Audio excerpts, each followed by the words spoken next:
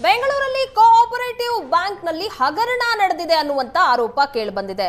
Cooperative ಸೊಸೈಟಿಯಲ್ಲಿ ಮಹಾ ಮೋಸ ನಡೆದು ಹೋಗಿದೆಯಾ? ಹಾಗಾದ್ರೆ 10 ವರ್ಷದಿಂದ ಬ್ಯಾಂಕ್ನಲ್ಲಿ ಅವ್ಯವಹಾರ ನಡೆದಿದೆ ಅನ್ನುವಂತಹ ಆರೋಪ ಮಾಡಲಾಗ್ತಾ ಇದೆ. ವಿಜಯನಗರದ ಕ್ಲಬ್ ರೋಡ್ ನಲ್ಲಿರುವಂತಹ ಬ್ಯಾಂಕ್ ಇದು. ಬ್ಯಾಂಕ್ ಸದಸ್ಯರಿಂದಲೇ ಬ್ಯಾಂಕ್ ಅಕ್ರಮ ಈಗ ಬಯಲಾಗ್ತಾ ಇದೆ. ಬ್ಯಾಂಕ್ನಲ್ಲಿ ಕೋಟಿ ಕೋಟಿ ಅವ್ಯವಹಾರದ ಆರೋಪವನ್ನ ಬ್ಯಾಂಕ್ನ ಸದಸ್ಯರೇ ಮಾಡ್ತಾ ಇದ್ದಾರೆ.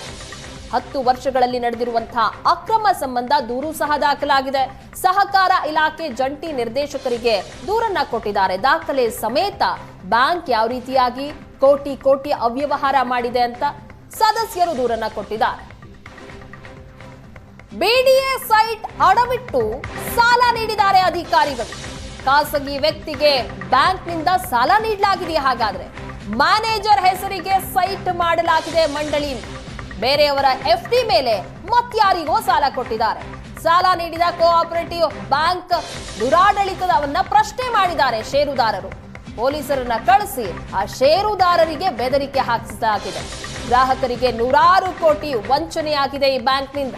ಗ್ರಾಹಕರ ಎಫ್ಡಿ ಹಣ ಬೇರೆಯವರಿಗೆ ಸಾಲ ನೀಡಿ ವಂಚನೆ ಮಾಡಲಾಗಿದೆ ಅಂತ ದೂರು ನೀಡಲಾಗಿದೆ. ನಮ್ಮ ಆರೋಪ ಏನು ಅಂತಂದರೆ, ಈ ಸುಮಾರು ವರ್ಷಗಳ ಹಿಂದೆಯೇ 40-50 ವರ್ಷದ ಮೇಲೆ ಆಗಿದೆ ಬ್ಯಾಂಕು ಇದಾಗಿ ಓಪನ್ ಆಗಿ ಭಾರಿ ಚೆನ್ನಾಗಿ ನಡ್ಕೊಳ್ತಾ ಬ್ಯಾಂಕ್ನ ಇವರು ಏನು ಮಾಡ್ತಾಯಿದ್ದಾರೆ ಅಂತಂದರೆ, ಇವಾಗ ನಾವು ಎಫ್ ಡಿ ಇಟ್ಟಿರ್ತೀವಿ. ಎಫ್ ಡಿ ದುಡ್ಡು ಏನು ಮಾಡ್ತಾರೆ, ಬೇರೆಯವ್ರಿಗೆ 3% ಹಂಗೆ ಇವರು 50 ಲಕ್ಷ ಕೊಡ್ತಾರೆ. ಅದರಲ್ಲಿ ಅವ್ರ ಸೈನ್ಯ ಇವ್ರ ಸೈನ್ಯ ಯಾರೂ ಇರಲ್ಲ. ಅದ್ರ 3%ಗೆ ಹೊರಗಡೆ ಒಂದು ಬಡ್ಡಿ ಬಿಡ್ತಾರೆ ಒಂದು. ಆಮೇಲೆ ಇನ್ನೊಂದು SLC ಮಾಸ್ ಕಾರ್ಡ್ ಇಟ್ಕೊಂಡು ಫೇಲ್ ಆಗಿರೋರೆಲ್ಲ ಇವರು ಬ್ಯಾಂಕು ಹೊರಗಡೆ ಸೇರಿಸ್ಕೊಂಡಿದ್ದಾರೆ. ಅದೊಂದು ಆಗಬೇಕು. ಮತ್ತು ಮತ್ತೊಂದು ಏನು ಅಂತಂದರೆ, ಇವಾಗ CA ಸೈಟ್ ಜಾಗಗಳಿಗೇನೋ ಲೋನ್ ಕೊಟ್ಟಿದ್ದಾರೆ. ಮಿನಿಮಮ್ 7-8 ಕೋಟಿ ಲೋನ್ ಕೊಟ್ಟಿದ್ದಾರೆ. ಸುಮಾರು ಇದೇ ಥರ ಒಂದು 100-200 ಕೋಟಿ ಅವ್ಯವಹಾರ ಆಗಿದೆ. ಮತ್ತು ಇನ್ನೊಂದು